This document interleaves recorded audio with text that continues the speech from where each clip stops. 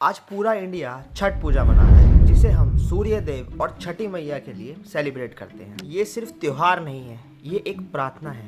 प्रार्थना अपने बच्चों के लिए और अपने घर में रोशनी लाने के लिए। और इस बार छठ के साथ साथ एक और पर्व आ रहा है, और वो पर्व है बिहार के इलेक्शन का। और इस बार भी फिर वही पुराने वादे दोहराए जाएंगे, हर घर पर एक सरकारी नौकरी। अब आप सोचिए, भारत को आज़ाद हुए 78 ईयर्स हो गए हैं, और इस 78 ईयर्स में टोटल सिर्फ और सिर्फ 50 लाख सरकारी नौकरी बना पाए हैं। अब बिहार की पॉपुलेशन 13 करोड़ है। अब ये सोचिए कि ये 2.5 करोड़ हाउस होल्ड्स के लिए किस तरीके से जॉब प्रोड्यूस होगी। यानी जो पिछले 78 ईयर्स में हुआ है, वो आने वाले 5 साल में क्या मुमकिन है। बिहार की हालत समझना बहुत जरूरी है। आज बिहार की पर कैपिटल जीडीपी 69,000 है, और महाराष्ट्र की जीडीपी 3 लाख है।